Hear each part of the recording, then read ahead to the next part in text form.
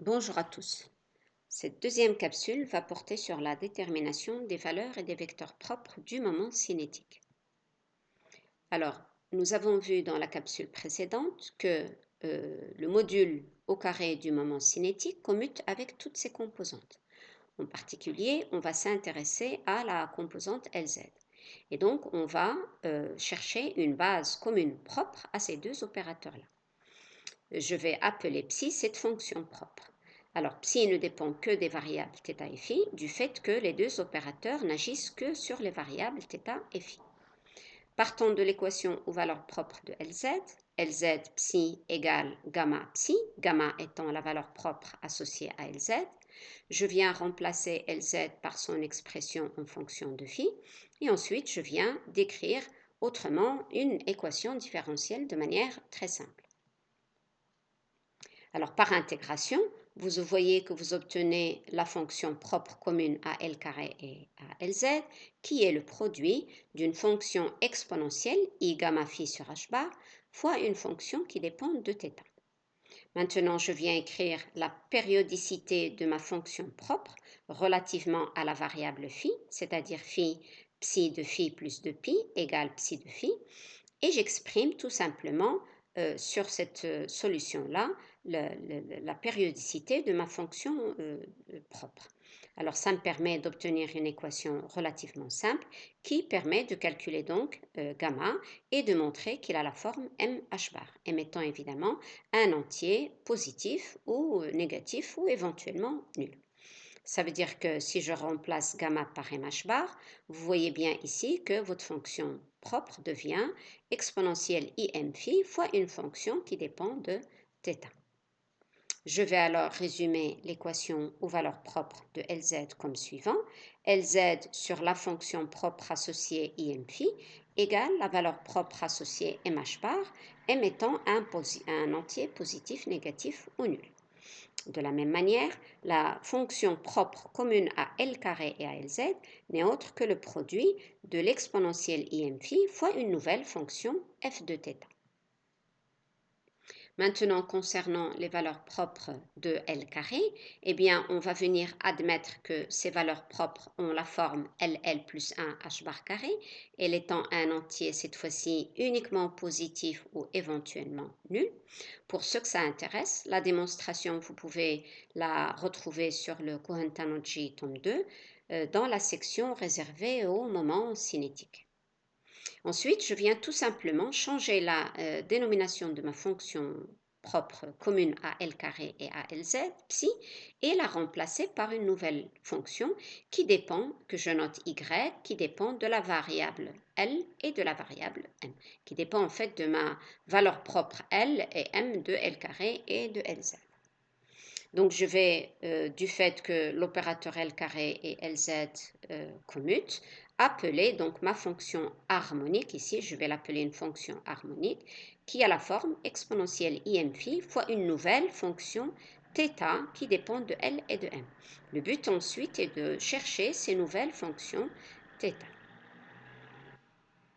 Alors pour cela, dans l'équation aux valeurs propres de L carré, ici, je vais venir remplacer L carré tout simplement par son expression en fonction des variables angulaires θ et phi. Nous avons vu donc cette expression dans la capsule précédente. Je viens également remplacer ma nouvelle fonction d'onde ici par l'expression exponentielle im phi fois la nouvelle θ. Et j'écris que c'est égal à la valeur propre de L carré que voici et la fonction propre associée. Alors, vous voyez bien que je peux remplacer ici la dérivée seconde par rapport à phi, qui va agir uniquement sur l'exponentielle im phi. Ça va vous donner moins m carré. Ensuite, je peux simplifier l'exponentielle im phi et j'obtiens une nouvelle équation qui ne dépend cette fois-ci que des nouvelles fonctions θ, L et m. Je vais ensuite poser U égale cosinus θ. Ça va me permettre de retrouver une équation différentielle qui dépend de U, qui est en fait très familière aux mathématiciens, qui est simplement l'équation différentielle de polynôme qu'on appelle polynôme de légende et que je vais noter dorénavant P qui dépend de L et de M en fonction de la variable u, u étant cosinus θ tout simplement. Alors, ces nouveaux polynômes de Legendre s'expriment tout simplement comme des dérivés d'ordre L de cette quantité-là et des dérivés d'ordre valeur absolue de M. Donc, premièrement, il est important de souligner que pour que cette dérivée ait un sens, il faut que L soit positif ou nul, chose que nous avons soulignée en admettant les valeurs propres de L carré. Deuxièmement, si on veut que ces polynômes de Legendre soient non nuls, eh bien, il faut que cette deuxième dérivée d'ordre valeur absolue de m soit plus petite ou égale à L. Donc, c'est-à-dire, je vais imposer à m d'être plus petit ou égal, ici, ou égal à L, hein, pour que mon polynôme de Legendre soit non nul. De ce fait, je vais dire que mon paramètre azimutal m, eh bien, il est toujours compris entre moins L et plus L.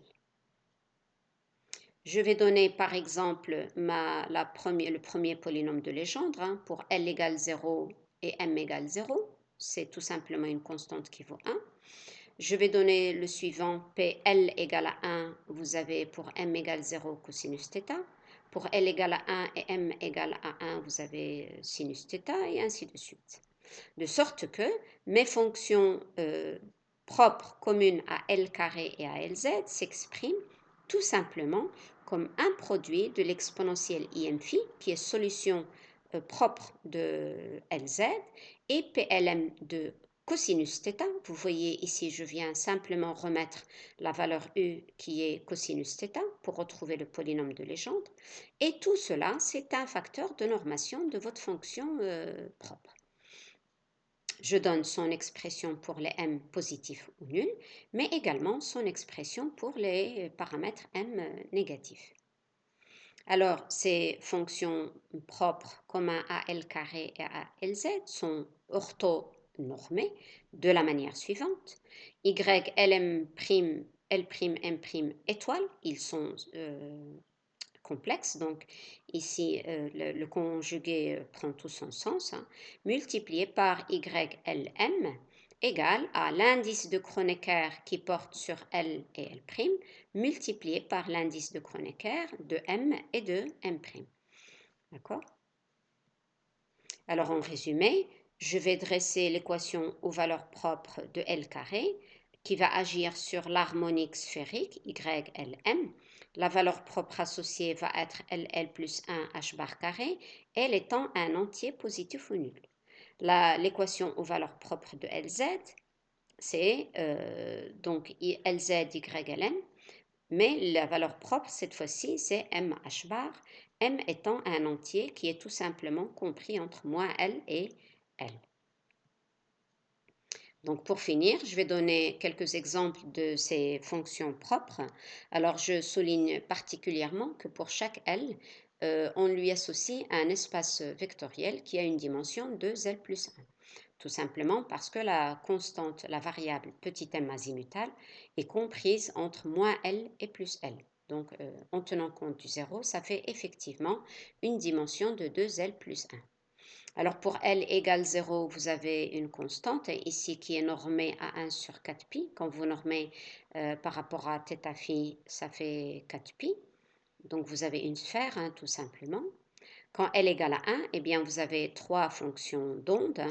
La première, quand m égale 0, ça fait cosinus θ, ça c'est le facteur de normation.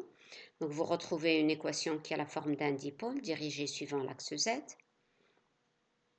Quand m égale à 1, vous avez une fonction qui a la forme sinus θ exponentielle IM'. C'est le même dipôle, mais cette fois-ci, il est dirigé suivant l'axe X. Et pour m égale moins 1, eh bien, vous retrouvez sinus θ exponentielle moins I', qui est tout simplement le même dipôle, mais cette fois-ci dirigé suivant la direction Y.